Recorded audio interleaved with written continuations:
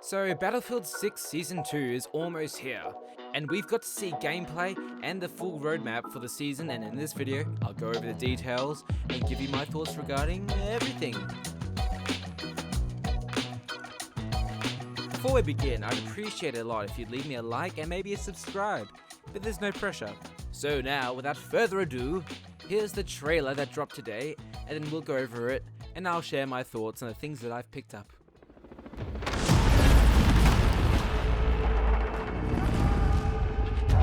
Incoming strike in your vicinity. Move!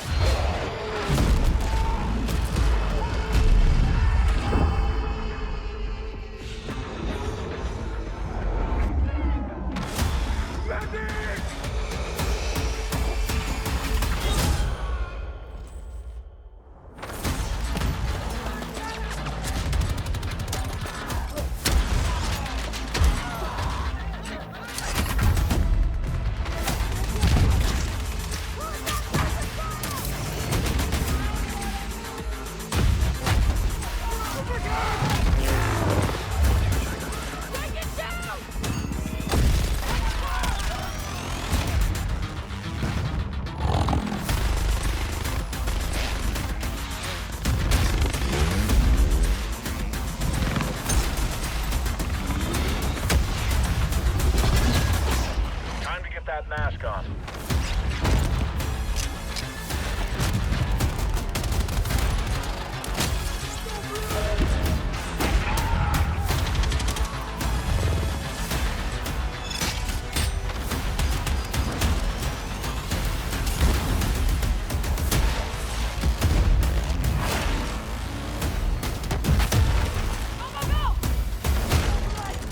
Enemy swarming all around! Destroy that target!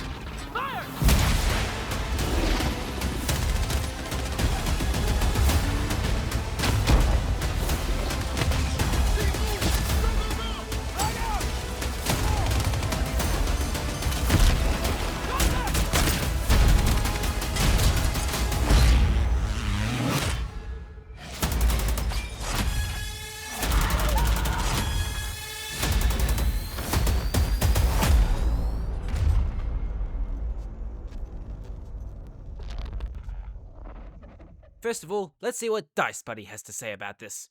Season 2 will be released in 3 phases: Extreme Measures, Nightfall, and Hunter/Prey, featuring high-intensity maps, critical gadgets, iconic new hardware, and vehicles for waging the ultimate all-out war experience. Season 2 later sees a limited-time mode, Operation Augur, where stakes are high and strategy is crucial, driving squads to get to the front line and secure the win.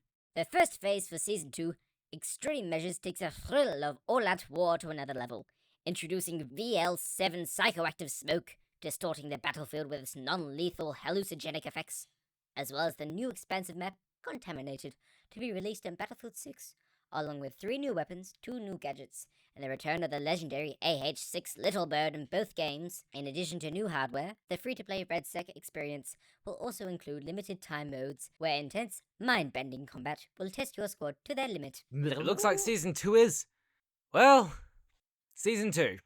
Now with that out of the way, I'd like to go over the maps. Contaminated, or as I'd like to call it, Gas Bags, and Hagental Base. Contaminated, or like I said, I'll call it from now on Gas Bags, Great! is a map in my mind that looks a lot like Giants of Corellia from Battlefield 4, and of course Monty Grappa from Battlefield 1 has a very similar colour and prop palette. It looks pretty close to Mirek Valley in terms of size, but with more indoor and hilly areas to fight over. We've got trenches, mountainous elevation, and plenty of room for vehicles and infantry alike. Hopefully this will become the standard for future maps, but as with anything, we'll have to wait and see to see how it really plays. Shifting gears to Hagental Base, which is the second and final map in this season. This will be released on March 17th and is essentially believed to be Battlefield 6's meat grinder. If you don't know what a meat grinder is, it's essentially where you put meat in, turn a handle, and now you've got Operation Metro. We all know that every Battlefield needs one. Battlefield 3 had Operation Metro, Battlefield 4 had Operation Lockers, Battlefield 1 has Fort DeVoe, Battlefield 5 had Operation Underground, and Battlefield 2042, that rip-off of a game, had Redacted, which ironically was its best map. Redundance. Hagental looks similar to Redacted and even a little bit of Fort DeVoe, with Operation Lockers and Operation Underground flanking routes. Overall, this map will be as hectic as hell, I can assure you that. Now we have the vehicles, and here's the slightly unbelievable part. We're getting 3 vehicles this time around. Oh, let me recover from that shock. Obviously the Little Bird Chopper and Dirt Bike, but also this thing called the LTV, which will be arriving on the 3rd section of Season 2, this LTV. The Little Bird actually was put in Portal by mistake for, I think, about a day or 2. So I got to play around with it, and yes, it was early, but it is fragile. It's as fragile as a glass boat, man. This is probably a part of the way Battlefield 6 has done vehicles, with this weird mil-sim and arcade mix. But boy, if it is still so fragile, it better be more agile than a gazelle. The dirt bike just looks pure memey fun. It's a real shame we have to wait for it in the 2nd, 3rd, which is a month, by the way. But when we do get it, no tank is safe from IC4. One thing you might have seen in the trailer, this dude just whacks this guy off his dirt bike. I know this could be a cinematic, but if DICE adds this option to perform a takedown on open air vehicles, the season's saved, boys. Imagine getting a prompt if a player is about to pass you on a motorbike, and you whack that sledgehammer, and they drive right into it, and you get the kill. DICE, please. Now onto the LTV. This looks to be a cross between the Traverser and the Jeeps already in the game. This truck in particular looks promising, but only if you can play with it on the base game maps. Correct me if I'm wrong, but I believe the Traverser could only be played on the Season 1 maps. That is quite stupid, DICE. They do the same as Season 1's Traverser. Boy, I'm gonna be mad if I can't put the Little Bird on Surbeck City. Now we're also getting 5 new weapons. That's right, folks. 1 more than Season 1.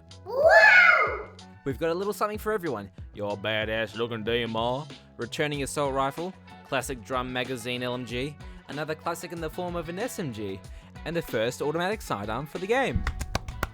These weapons respectively, that means in order, are the GRT CPS, VCR2, M121A2, CZ3A1, and VZ.61. Pretty much all bogus names. Imagine being asked, what gun are you using? And you have to say, oh, the CZ3A1. Or the GRT CPS. Come on, man. I guess to counteract us getting such an overwhelming amount of weapons, we should only get 2 gadgets. That seems fair. The Igla and HTI Mark II. The Igla will be familiar to Battlefield 4 fans, and essentially it is a harder hitting stinger. Like we need more lock-on missiles, DICE. But you do have to hold on the lock. I myself am holding out for all those noobs just clicking the trigger and then running away. Like I never did that. The HTI Mark II has been data mined to be a portable missile trophy system, so it essentially can shoot down missiles and grenades. This could be overpowered, unless DICE does the same thing as they did to the supports trophies, in which it has a limited amount of projectiles it can intercept. There's your gadgets! Finally, we have a Ripper Machete for a melee weapon. You might have noticed I left out the limited time modes for last. Well, that's because I think LTMs aren't what the season needs. Sure, they might be cool for the first few matches, but then they're just boring as beans, and it is my opinion, my truth, that among other things, LTMs actually bring out a lot of the player burnout players are experiencing to the table, and that's because they come and go, but put such a pressure on the player. You have to play this game mode, it's only going to be around for a month. So then players play that part of the game like heck and they just get so burnt out because, I mean, it's the same thing all the time. And you could say, well, The strike point mode that Season 1 brought could be similar. well, let me tell you something. At least I have the choice to go play Strike Point if I really want to. Funny that these things are supposed to bring player retention, but in my opinion they actually provide player burnout.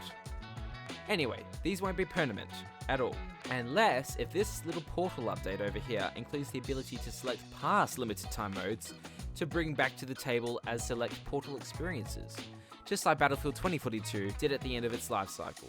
Maybe. Portal is already such a mess that I wouldn't doubt if that feature never gets used, let alone put in. Anyway, we have VL7 Strike with a rockets and gas, as well as RedSec variants, as well as Nightfall on March 17th, which I presume is going to be a dark version of Hack and Tool base, and it looks like we'll get gas masks and night vision goggles for both events respectively. Finally, on April 14th, we'll have Operation Augur, which is very vague but might be a frontline/BF1 operation style mode. Then I presume DICE ran out of content, and so put in the helpful information that we can complete a bonus path on April 14th. Helpful! Oh, and RedSec will be getting a new point of interest, but no one plays RedSec, so whatever. So there you are, folks. Was the wait worth it or not? One thing is for certain. If this is the standard for seasons in Battlefield 6, it's a pretty gloomy road ahead. Well, I've been Frenetic, thank you for watching. This is one of my first commentator videos. Hopefully you found it either funny, Not likely. helpful, or thought-inspiring, or even all at once. Then do leave a like and subscribe to either Traxxer or Frenetic or none. It's your choice. If you didn't, then please leave a dislike and make sure to leave your thoughts below. Positive or negative, I only ask that be mature and thoughtful with it. Cheers!